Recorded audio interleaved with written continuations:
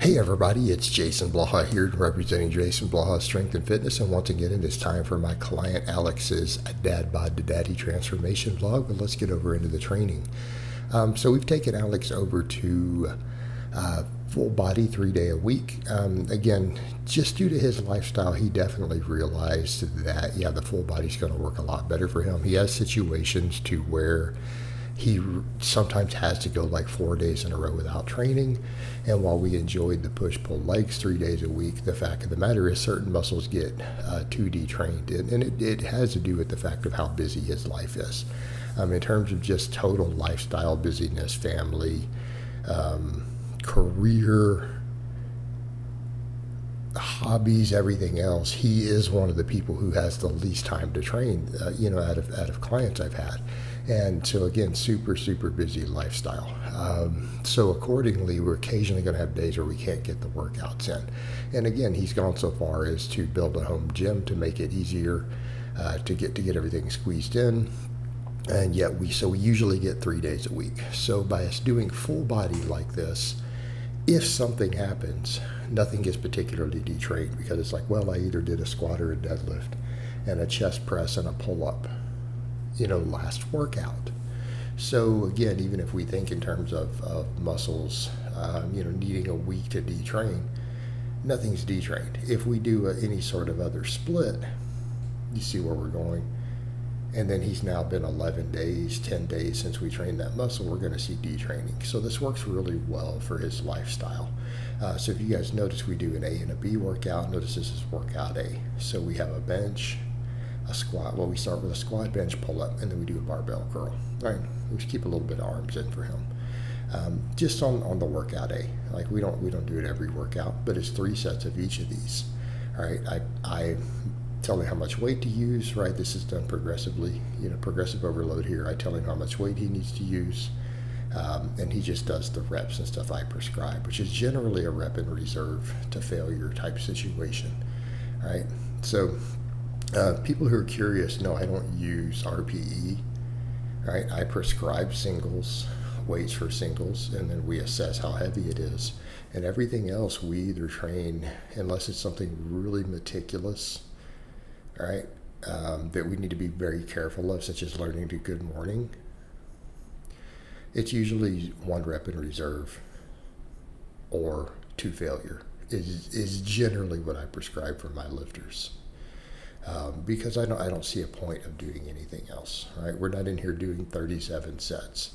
All right, so if you want to do 37 sets of muscle group, it makes perfect sense that you might want to leave 3 or 4 reps in reserve.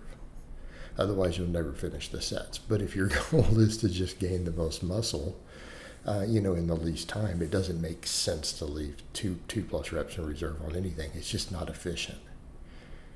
All right.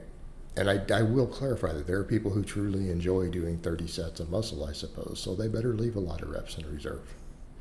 All right. Now, that being said, but it's not better. It's just what they enjoy. All right. So workout B, we do deadlift, incline bench, pull up, overhead press, and then he does reverse hypers in the reverse hyper. So again, we only do 1 set of deadlifts. So if people are curious, it really only gives us, outside of the 1 set of deadlifts, we just have the 3 other exercises. So the reverse hypers are more or less what we do with what he has time left, because he has a limited time for these workouts. And so the reverse hypers are in there. Hey, he leaves it set up. It's like grab a set. Right, grab a set if you have time, always 1, but if you have time, up to 5 sets. And that's how we treat the reverse hyper with him, right? Makes sense? We do it as time allows. We do it as time allows. And we may not always have the time for that, right? We may not always have it. But again, on this day, and this is a little more upper chest and shoulder type focused, obviously. And I'm okay with doing incline and overhead press in the same day. And it ends up being good for his bench. So people will be curious why it's split up that way. When you have someone who we need to bring their bench up, we need to bring their chest up. Allowing us to do incline or bench every workout, we get plenty of chest. But if you think in terms of his bench press performance will carry over, Right? Bench press performance will carry over. That's one of the old school methods for improving a raw bench. Third of your pressing is done flat, third of it incline, third of it overhead press. And that's exactly how I have him split up, because it makes sure that his upper chest and his delts are all strong. Right? His squatting is his strongest movement. Right?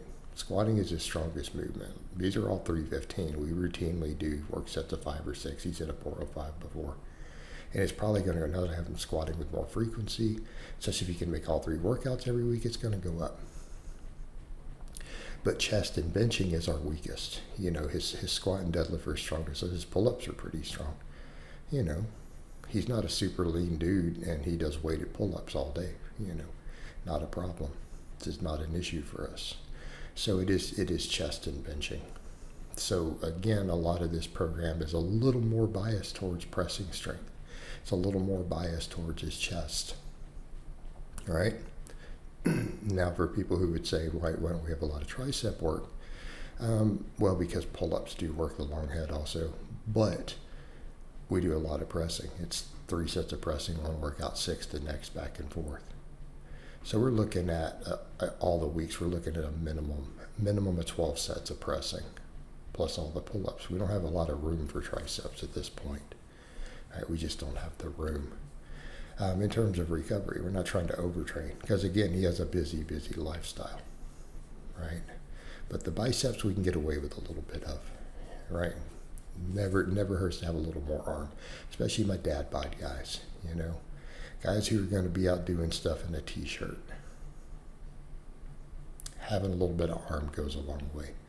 So again, we do keep some strict barbell curls in here.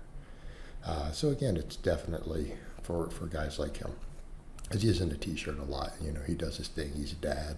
He's in a band, right? Plays guitar.